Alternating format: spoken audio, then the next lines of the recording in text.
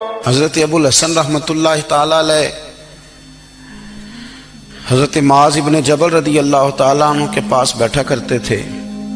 فرماتے ہیں ان سے جو پیار بڑھا تو پھر میرا مصلی سے بھی بڑھ گیا۔ تابعی ہیں، فرماتے ہیں صحابی رسول سے محبت ہوئی تو ذکر سے بھی ہو گئی، پھر درود شریف سے بھی ہو گئی۔ محبت ان سے بڑھی تو پھر اللہ نے مسجد کا پیار بھی بڑھا دیا۔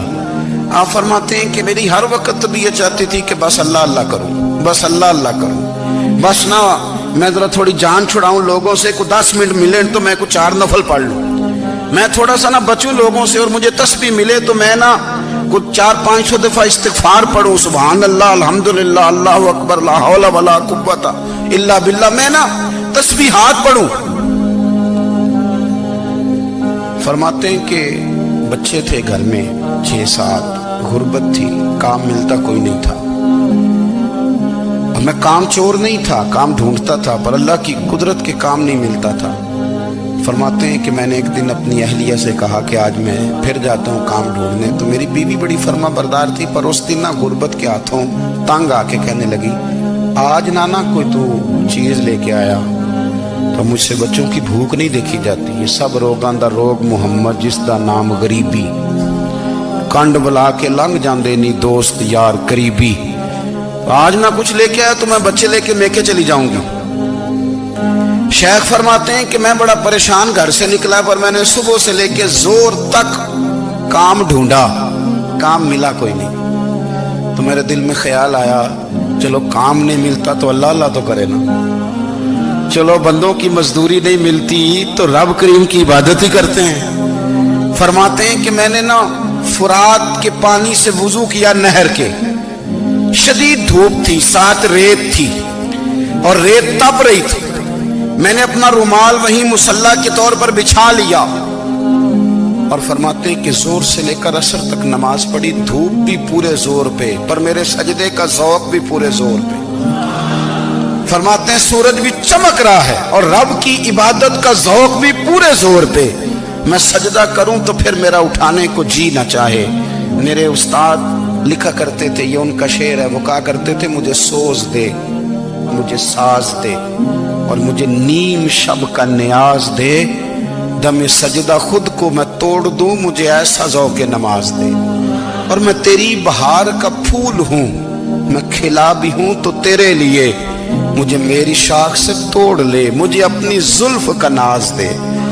بھائی فرماتے ہیں کہ عصر تک میں نے نفل پڑھے، دل ڈھلنے لگا، عصر کی نماز پڑھی اور میں وہاں سے چلا۔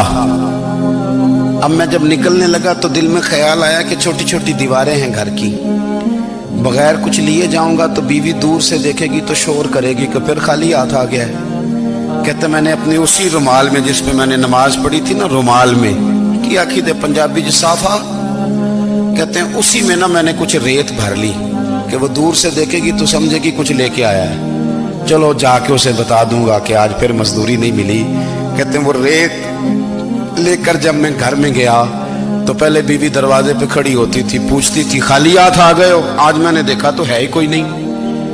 فرماتے ہیں میں اندر داخل ہوا، سلام لیے، کونے میں میں نے وہ رومال رکھ دیا اور میں نے آواز دی کہ بھلی مانس کہاں ہو؟ تو وہ کہنے لگی آپ منہ ہاتھ دھو لیں، میں روٹی لے کے آئی۔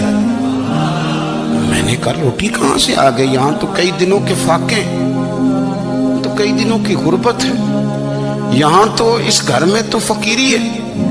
فرماتے ہیں کہ وہ روٹی لے کے آئی اور اس وقت کی جو موجودہ نعمتیں تھیں، سمجھ لیں سلاد اچار ہر چیز ساتھ لائی۔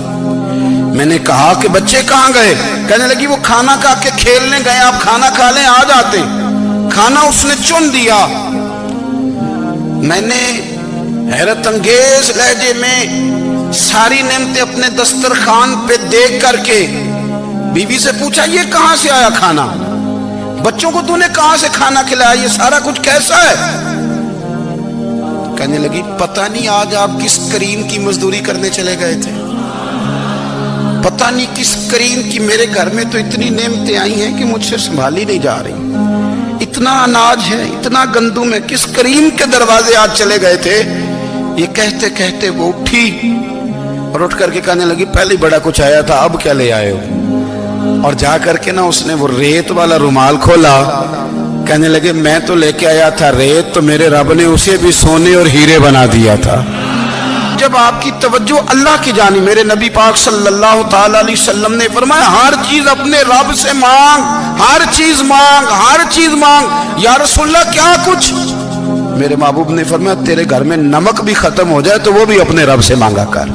تو مانگنا, وہ تجھے دے گا, تو اس کی بارگاہ میں کشکول طلب دراز تو کرنا. اور ترمذی شریف میں عجیب لفظ ہے, رسول کائنات نے فرمایا, رب کریم فرماتا ہے جب میرا بندہ ہاتھ اٹھاتا ہے نا تو مجھے حیا آتی ہے کہ میں خالی کیسے لوٹا دوں اس کے. اتنے بڑے بادشاہ کی بارگاہ میں, او بھائی لوگوں سے عزتیں تلاش کرتے ہو تو وہ کیا تمہیں عزت دیں گے؟ وہ تو کل اچھا کہتے ہیں پرسوں برا کہنے لگ جاتے ہیں.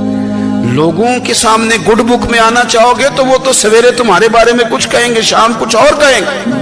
اپنی روحانی زندگی آباد کریں, اپنے مسلح کو وقت دیں, اور دنیا سے چھپ کر اس موبائل کو بند کر کے اور اپنے آپ سے بھی چھپ کے اور تنہا ہو کے چھپا کے سارا کچھ اپنے آنسو اپنے رب کی بارگاہ میں پیش کریں, اس کے حضور حاضری دیں. سنو نا ترمذی کی حدیث, اور اسے یاد رکھنا, نبی پاک علیہ السلام نے فرمایا اپنے دکھ لوگوں کے سامنے نہ بیان کرنا, سیٹھوں نوابوں کو نہ بتاتے پھرنا, دنیا داروں کے سامنے جا کے نہ رونا کہ میں تکلیف میں ہوں. فرمایا اگر دنیا داروں کو دکھ بتاؤ گے رب تمہیں کبھی غنی نہیں کرے گا. اور لوگ ہیں کہ الٹا مذاق اڑائیں گے. آپ کی جس سے بڑی پکی یاری ہے نا, پکی, وہ تب تک پکی ہے جب تک آپ نے 50,000 مانگا نہیں. اور جس وقت آپ نے کہہ دیا کہ میں مجبور ہوں میری مدد کر, تو پھر ختم ہو گئی دوستی. لوگوں کی تعلقات آپ کے ساتھ تب تک ہیں جب تک آپ ان سے کوئی ضرورت وابستہ نہیں کرتے. کریم محبوب فرمانے لگے بندوں کے سامنے دکھ نہ بیان کرنا, اللہ تجھے کبھی غنی نہیں کرے گا. تو اپنے دکھ اپنے رب کو بتا, تو دعائیں مانگ, تو اس کی بارگاہ میں حاضر ہو, تو اس کے حضور عرض کر. فرمایا اپنے دکھ اپنے رب کو بتا, وہ جلدی کرے یا دیر سے کرے تجھے ساری دنیا سے بے نیاز کر دے گا, تجھے کسی کا محتاج نہیں رہنے دے.